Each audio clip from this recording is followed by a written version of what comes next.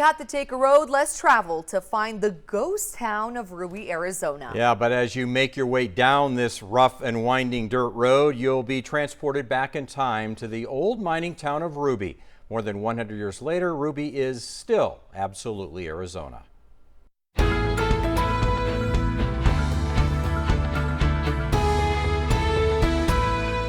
People ask me all the time if I see ghosts. I tell them I'm more afraid of humans than I am ghosts. Meet Leslie Cherry, the caretaker and lone resident of Ruby, Arizona. It's a ghost town with a ghostly past.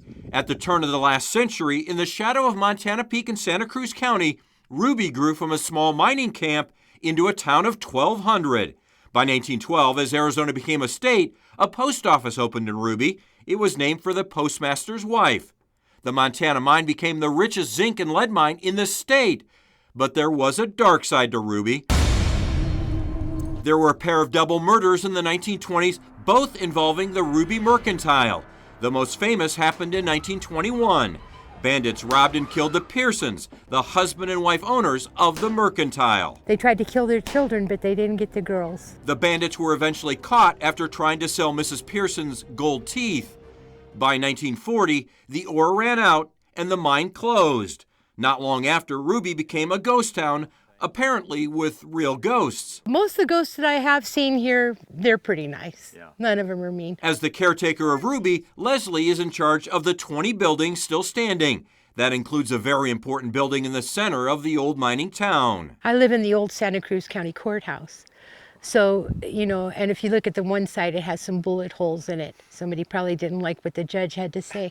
But he would come down like once a month and conduct court there, in that building. So it's interesting, and it has a lot of that history. That history includes the original schoolhouse, which is home to the Ruby Museum. So this really was the schoolhouse. These 3 rooms were the schoolhouse. They actually had 3 teachers here at one point. Pat Frederick and her husband Howard co-own the town of Ruby. The ghost town has been in her family since her father bought the land in 1961. A lot of people that come here in the winters think of it as a history place because they're interested in ghost towns and mining and the old history of Arizona, which is mining. Right.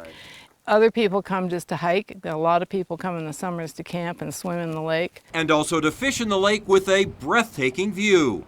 While efforts continue to maintain some of the historic buildings in Ruby, the bigger efforts are behind conservation. The buildings we're falling behind on. The conservation is easier in a way as long as you have water. Also attracting visitors to Ruby? We have over 100,000 bats coming out of that mine. They're Mexican free-tail bats. Right. And that is an experience to see. Leslie captured this amazing video recently at sunset. As it was going on, I was laying back farther and farther until I was finally laying completely on the ground because they were just going right over me. Absolutely amazing, though. So you've got a ghost town with ghosts, and you've got bats. This sounds like a spooky place at times. Yeah, I'd say it's a great place to come on Halloween, everybody. Yeah. Well, Leslie, I want to thank you for the time. Thanks so much. Ruby, the ghost town, is absolutely Arizona, and we appreciate you taking the time to talk to us. You bet. All right, the gate to Ruby is open only on Thursday through Sunday for self-guided tours, and you must go on their website to sign up for a permit. There's a link in the web version of the story at KGUN9.com. Bats, ghosts, ghost town. It's quite the place. I don't know if I'll make it out there. I think I'm good with just watching the video and absolutely I've heard estimates there might be 200,000 bats in that mine, the old mine, that you can still see down into, but you got to stay back a little bit. Yeah, no, for sure. I mean, she was saying she has to duck down. Yeah. That's me.